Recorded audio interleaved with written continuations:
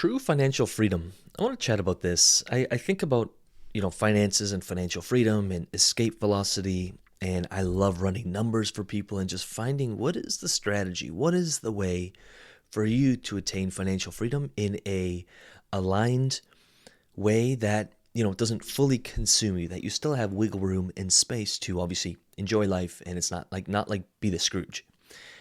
And it really just like when I'm looking at a system, whether it's a machine or any kind of system, it's like what are the parts that makes the system run, and how do you make those parts more efficient to get the outcome that you want of that system? Really thinking about levers. And so when I look at like a financial freedom machine, there's really only a few levers we can pull to kind of increase that escape velocity. And if you want an episode, and I can probably do even a whole training on escape velocity, just kind of let me know in the comments or hit me up in the UIG and be like, escape velocity. I'd love to hear more about it. But there's really only a few levers we can pull. And to me, there's like, okay, well, there's your income. So what's coming in from your time for money income, so to speak. And feel free to take notes here. Like there's just going to be 5 points we're going to make here.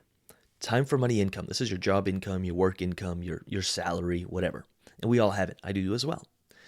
You can increase that. That's one lever that you can pull. How do you increase your income? And I think that's a lever we should always be thinking about every year. Can we increase our income by, a percentage? 2 is the money that's going out. We're going to break those down into 2 points: conscious spending and unconscious spending.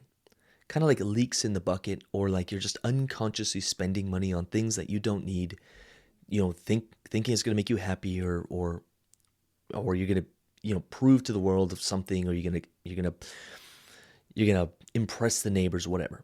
And then conscious spending.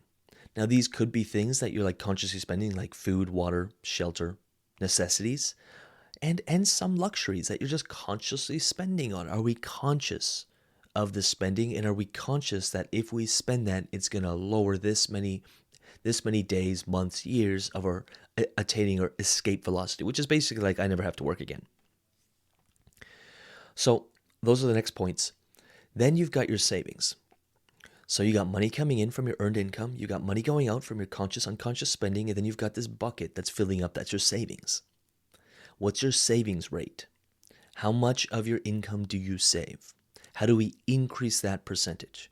So again, how do we control our conscious spending? How do we decrease or eliminate our unconscious spending? So those are some levers we can pull. And then how do we increase our spending? Well, it's from the 2 levers we just talked about. You increase your income and you decrease your spending and you increase your savings. From that savings, hopefully, is moving into investments. And in my idea, my thesis is like cash flow. I optimize for cash flow. That's my thesis. So I want these investments making me cash flow. And that cash flow from those investments is increasing my earning.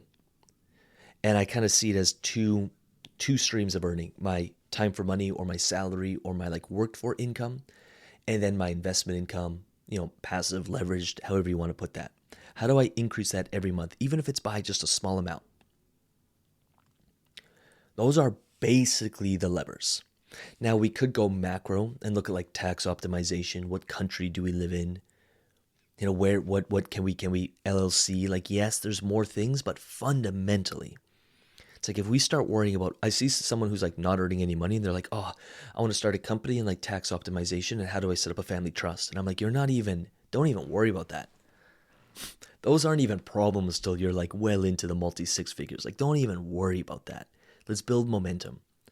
And those first 5 levers are important. Now, after that, if you're starting to earn, 200 grand, 300 grand. I remember when I started making over $1 million a year, and it was like, okay, tax optimization.